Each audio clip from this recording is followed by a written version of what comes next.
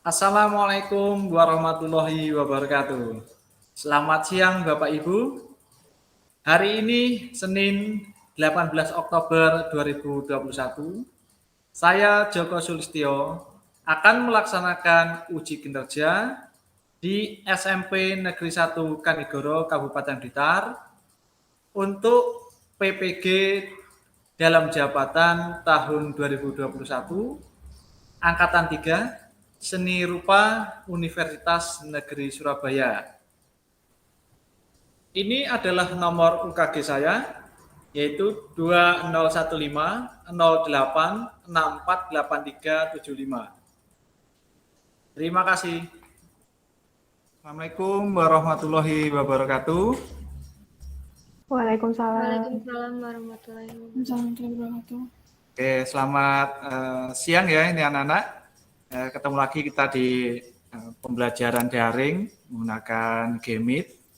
Di pertemuan kali ini kita akan belajar banyak mengenai materi seni budaya, seni rupa, kelanjutan dari pertemuan sebelumnya. Ya. Sebelum kita mulai pelajaran hari ini, kita berdoa dulu. Semoga hari ini kegiatannya lancar, ya, pembelajarannya lancar. Silakan bisa dipimpin oleh ketua kelas kita, Mbak Nabila ya. Silakan dipimpin doanya. Baik teman-teman dan Pak Joko, mari kita sebelum mulai pembelajaran mari kita berdoa terlebih dahulu. Berdoa dipersilahkan. Berdoa dapat dicukupkan. Oke, terima kasih. Amin. Saya awali dengan absensi, ya, absensi kepada kalian yang hadir hari ini. Sekaligus menanyakan kabarnya, bagaimana sehat atau sedang tidak enak badan gitu ya. Oke, Amelia, Amelia mana Amelia? Gimana? Sehat ini? Hadir. Sehat ya? Ya. Terus Azah Salma? Hadir. Hadir ya.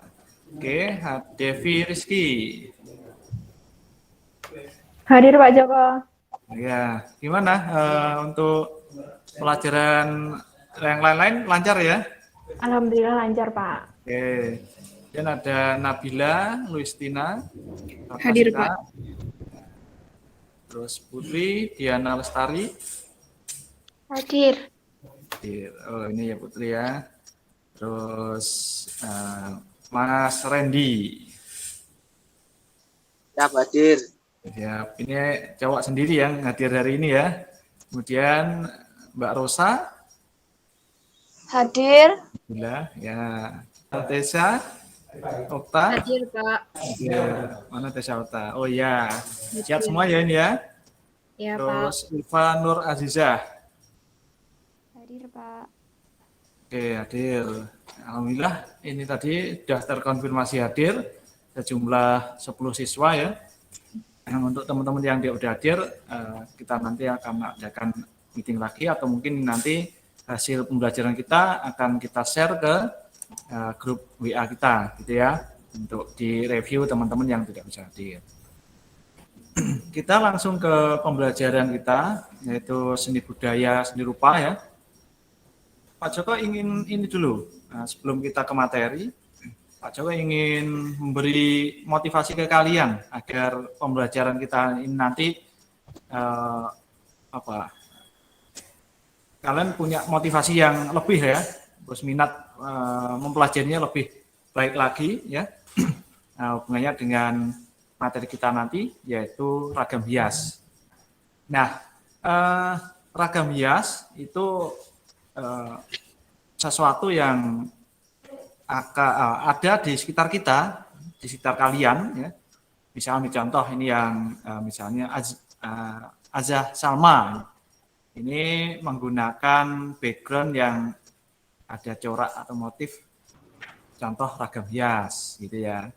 Ada di sekitar kita. Oh, bentuknya bisa berupa digital ya. Di sini ada digital, ini ada gambar. Bisa berupa karya yang ada di sekitar kalian yang 3 dimensi, misalnya contoh di pintu kalian, rumah kalian misalnya, di meja, di kursi, atau baju kalian. Ini ada yang pakai batik ini? Ini ada ya? Ya, Pak Joko misalnya ini ya, pakai batik. Nah, ini adalah contoh ragam hias yang ada di sekitar kita, yang kita setiap hari menemuinya. Gitu. Jadi ya, apa sih ragam hias itu gitu kan? Macamnya apa gitu? Ada yang tahu kira-kira? Belum ada? Oke, penasaran? Pengen tahu? Ya, Ya. Pak, sangat penasaran. Ya, oke. Kalau gitu kita mulai ke materi kita ya. Oke. Nah, ini materi kita ya. Ini ragam hias tekstil ya. Dari presentasi Pak Joko, kalian langsung bisa jawab nanti di HP kalian ya. Silahkan buka ini joinpd.com ya. Oke. Ini muncul di layar kalian ya. Kalian bisa buka di Chrome ya, itu joinpd.com. Nah, kemudian dimasukkan ini kode JKWPDA. Oke, kita mulai untuk materi kita, yaitu ragam hias tekstil. Nah, tujuan pembelajaran kita hari ini, ya, setelah kalian mengikuti kegiatan pembelajaran hari ini, kalian dapat menganalisis teknik penerapan ragam hias pada media tekstil. Oke, nah tekstil itu maksudnya adalah kain ya. Yang akan kita kerjakan nanti adalah desain tekstil pada masker, itu ya. Nah, ini pengertian desain tekstil dan desain tekstil. Ini Pak Joko tuliskan sangat panjang sekali ya, tapi intinya adalah desain itu diartikan sebagai pola suatu rancangan karya ya, yang berisi ini komposisi warna, tata letak, bentuk ya. Kemudian tekstil itu adalah buatan manusia, karya buatan manusia yang ya berupa kain ya, kain. Kemudian desain tekstil itu diartikan sebagai rancangan motif atau corak ya, baik struktur kainnya maupun pada permukaan kain. Oke, nah kita akan mulai dengan ini contoh dari ragam hias ya. Ragam hias apa ini? Ini adalah ragam hias yang kalian bisa lihat di situ ya, itu berupa ragam hias dari tumbuh-tumbuhan gitu ya. Oke, yang nomor 1 ini kira-kira mengambil objek dari bagian apa dari tumbuhan itu kira-kira? Coba langsung dijawab saja di bagian answer ya, di layar presentasi kalian di situ. Oke, ada satu siswa, ya, 2 siswa ini sudah menjawab ragam hias bunga. Untuk yang gambar 1 ini ada benar ya, ini ragam hias yang mengambil objek bunga, gitu ya. Nah, ini merupakan jenis ragam hias. Kalau tumbuhan apa namanya? Flora, ya. Flora, objeknya adalah bunga. Itu. Kemudian yang kedua, dari objek apa ini kira-kira? Oke, ada 1 orang menjawab ragam hias dedaunan, 3 orang menjawab ragam hias bunga, dan 1 orang menjawab ragam hias pakuan. Gitu ya. Nah, kita akan bahas ini. Untuk yang nomor 2, ini objeknya adalah daun, gitu ya. Jadi dari bagian tumbuhan berupa daun.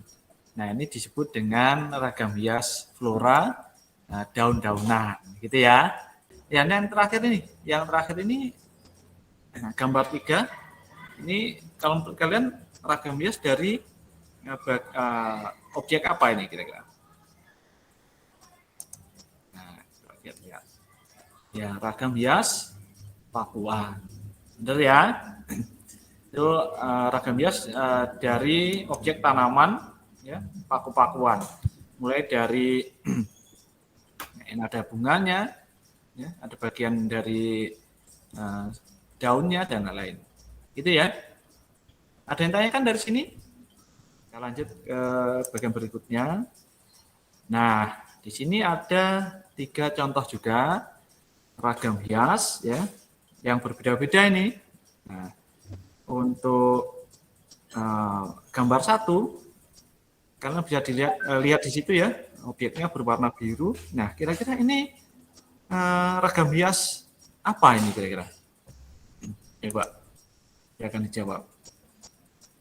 Ragam hias fauna, gitu ya, bener ya?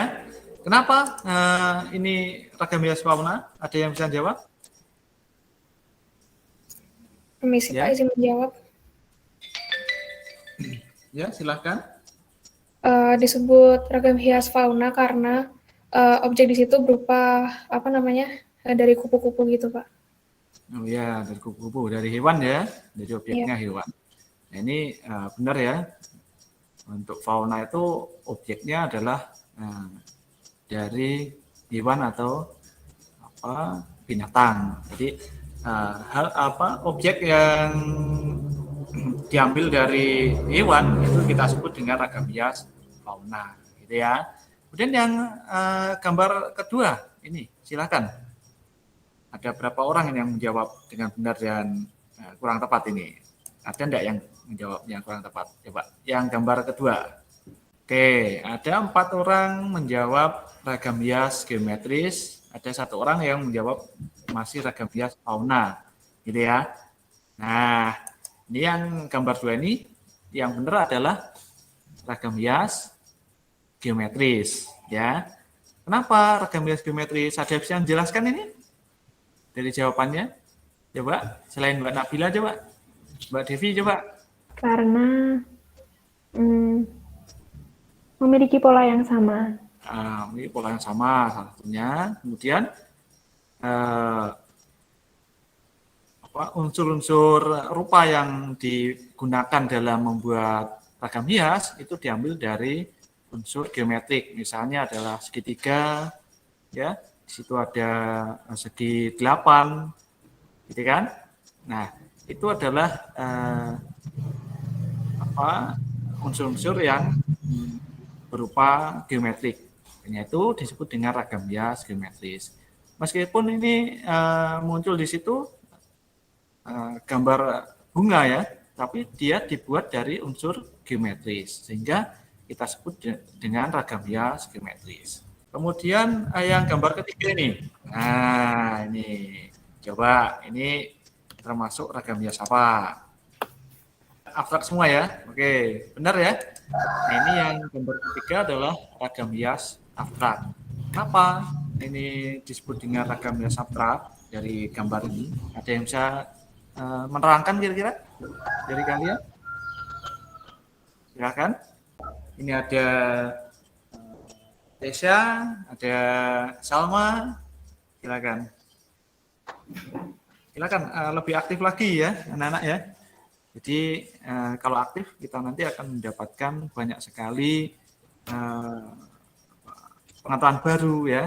Coba tak tunjuk saja. Ini coba Mas Randy coba yang gambar 3 ini kenapa kok dia abstrak? Kita sebut dengan ragam hias abstrak. Karena halo? Izin Pak, Randy tadi sempat ini keluar dari meet karena gitu ya wes. Yang lain coba. Ayo Mbak Nabila lagi. Coba silakan. Yang ketiga ya Pak ya. Iya, iya. Disebut abstrak karena pola-pola yang ada di situ seperti tidak beraturan dan pokoknya objek yang ada pada gambar tersebut itu bentuknya tidak beraturan begitu Pak, tidak jelas itu dari fauna atau geometris gitu. Ya, jadi gambar ketiga ini memang objeknya tidak jelas ini ya, itu disebut dengan abstrak. Ya, hal-hal yang tidak jelas itu abstrak namanya ya. Jadi kalian bisa mengetahui dari melihat kalau objeknya ini bentuknya jelas, hewan. Oh, ini geometris, ini tumbuhan, gitu ya. Itu lebih mudah menikmati hasil karya ya. Kalau ini abstrak nggak jelas, berarti kita sebut dengan ragam hias abstrak gitu ya. Gitu. Itu yang perlu kalian ini ketahui ya. Kemudian ada selain 3 ini ada lagi ya ragam hias yang dia objeknya dari manusia, objek manusia. Kira-kira disebut dengan apa itu? Ada yang tahu? Ya, Devi bisa? Atau Salma? Atau siapa tadi? Tesya? Atau Dila? Ada yang tahu? Figuratif. Figuratif, benar ya. Jadi ragam hias figuratif itu ragam hias yang objeknya adalah manusia. Ini dua-duanya adalah ragam hias tradisional. Jadi ragam hias yang dibuat oleh suatu masyarakat tradisional, gitu ya. Yang ke kiri adalah ragam hias untuk batik, dan yang kanan ada yang tahu ini ragam hias apa ini? Untuk kain apa? Ragam hias dari kain tenun ya ini ya. Nah, yang bagian kiri ini objeknya adalah ragam hias flora ya. Jadi objeknya adalah tumbuhan. Kemudian yang kanan adalah ragam hias yang objeknya ini atau jenis ragam hias apa ini tadi? Yang dari unsur geometris. Ragam hias geometris itu benar ya. Oke, kita lanjut nih. Kemudian kita lanjutkan ke berikutnya. Nah, ini contoh-contoh ragam hias yang ada di Indonesia. Ini saya ambil 2 contoh yang batik Aceh dan batik Bali. Ini ragam hias pada tekstil yang ada di daerah Nusantara ya, yang dibuat secara tradisional. Nah, kalian bisa lihat di batik Aceh, di sini unsurnya apa ini? Ragam hias apa ini unsurnya? Yang seperti ini? Ada yang tahu? Oke. Geometris. Jadi unsur-unsur kayak berupa garis, kemudian bentuk geometris, lengkung dan lain-lain itu kita sebut dengan ragam hias geometris. Kemudian yang batik Bali. Nah, di sini ada gambar apa ini kira-kira? Stilisasi dari burung Garuda ya ini ya. Garuda Wisnu Kencana itu. Nah, ini disebut dengan ragam hias fauna ya, digabung dengan pola-pola ragam hias yang geometris ini ya. Ada parang, kemudian ada segi 4 gitu ya. Jadi ini kita sebut dengan ragam hias campuran. Itu ya anak-anak ya. Oke, nah kita lanjut ke berikutnya. Ini langkah-langkah mendesain sekarang. Yang pertama adalah kalian mengamati berbagai desain. Ya, untuk apa? Untuk mencari inspirasi agar kalian bisa lebih mudah lagi membuat karya, gitu ya. Semakin banyak kalian mengapresiasi suatu karya, kalian secara otomatis memiliki memiliki tabungan untuk membuat karya atau mengekspresikan diri dalam bentuk karya apa saja yang sesuai dengan pengalaman kalian. Misalnya untuk yang langkah pertama adalah menentukan tema atau menentukan desain ya yang akan kalian terapkan untuk ragam hias, misalnya desain flora, fauna, ya, flora misalnya bunga, buah atau daunnya, atau benda-benda lain misalnya adalah figuratif, ya, atau benda mati misalnya, ya, atau geometris dan lain-lain. Jadi pengalaman mengamati itu sangat penting sekali, gitu ya. Dan berikutnya, nah langkah mendesain berikutnya adalah ini titik-titik model dari binatang atau tanaman atau benda aslinya. Nah, kira-kira titik-titik isinya apa? Ya, silakan dijawab ini. Izin menjawab, Pak. Ya. Mungkin stilisasi. Stilisasi, oke. Nah, bisa dijawab di presentasi interaktifnya coba. Nah, di situ ada pilihan jawabannya. Ini Mbak Nabila ya. Coba. Nanti stilisasi ada di poin berapa? Itu kita akan munculkan nanti ya. Coba. Oke, ini ada 1 orang, 2 orang menjawab mengamati model. 4 orang menjawab mengamati model ya. Oke, 5 orang mengamati model. Benar ya? Jadi setelah menentukan tema nanti tadi tema binatang, fauna, flora atau figuratif misalnya. Kemudian kita mengamati model yang sudah kita tentukan tadi. Nah, misalnya, flora, saya ambil gajah Pak Joko. Nah, ini dari gajah itu yang bisa kita pakai untuk ragam hias yang bagian yang mana. Ikan Pak Joko, burung, dan lain-lain. Gitu ya. Tuh, kemudian stilisasi ada di mana? Nah, ada di sini, ya. Ada di sini. Membuat titik-titik dengan memodifikasi objek benda aslinya. Coba dijawab di presentasinya. Membuat gambar, benar ya? Setelah kalian menentukan tema, kemudian mengamati objek, kemudian baru membuat gambar atau sketsa ya. Sketsa di sini kalian dapat memodifikasi atau menstilisasi ya menjadi lebih indah, lebih baik lagi ya. Ambil contoh Pak Joko contohkan di sini ada buah misalnya ya. Ada mangga, mentimun, belimbing ya. Kemudian ada ikan di situ. Nah, ini hasil stilisasi. Jadi menyesuaikan dengan kebutuhan kalian. Gitu ya. Oke, ada yang tanyakan dari sini? Tidak ada ya? Ya wes, lanjut. Langkah berikutnya adalah menyusun objek-objek yang sudah kalian bikin tadi ya menjadi satu rangkaian desain sesuai tema yang sudah kalian pilih ya. Oke. Menjadi sebuah desain yang siap diterapkan pada kain batiknya. Belum? Bukan, Pak. Oke. Iya. Oke. Ini menjadi desain. Kemudian berikutnya adalah menerapkan pada tekstil yang sudah kalian siapkan. Nah, ini ada 3 tahap dalam proses membuat desain pada tekstil. Nah, yang pertama ini kira-kira apa ini jawabannya? Ada yang tahu? Coba dijawab di presentasinya. Gambar pertama ini gambar pertama disebut dengan langkah ini tadi. Membuat sketsa ya. Kemudian langkah kedua, gambar 2 membuat pewarnaan, gitu ya. Pewarnaan secara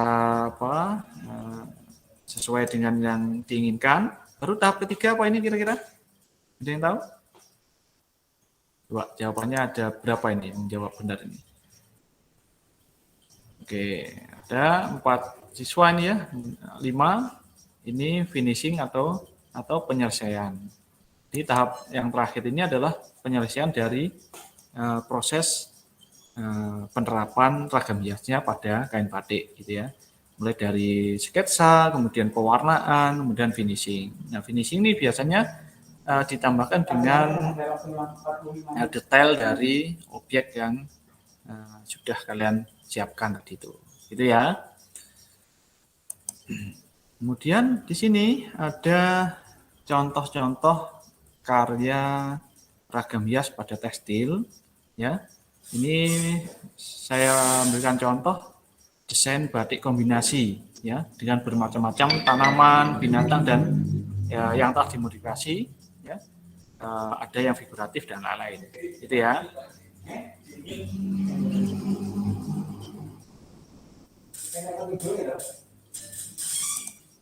Nah, kita ke praktek ini anak-anak ya. Silakan kalian membuat ragam hias ya, pada yang diterapkan pada tekstil, masker dakbil nanti ya. Nah, tapi untuk hari ini hanya cukup membuat sketsa saja, sketsa sederhana yang akan kalian terapkan pada kain masker yang kita laksanakan minggu depan, gitu ya. Silakan, saya beri waktu 10 menit saja ya untuk membuat sketsa di kertas yang seadanya, nggak masalah ya. Kalau nanti setelah selesai bisa ditunjukkan ke Pak Joko, ke teman-teman semua untuk presentasi. Idenya dari mana, kemudian penerapannya seperti apa, gitu ya. Silakan. Ini saya tutup share screen-nya ya.